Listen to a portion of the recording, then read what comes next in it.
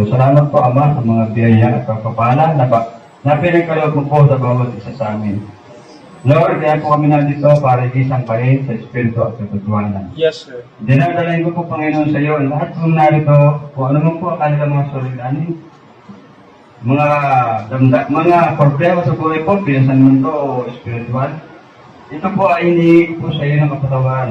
Yes, sir. Kung ano man po ang aming nagawa pagkakasala, ikaw po ang humingi po at gumabay po sa amin, Lord. Para kami po ay makaharap sa iyo ng malinis sa oras po ito. At dinadalamin ko rin po, Panginoon, ang mga wala pa rito. Ikaw po ang humingi po at gumabay.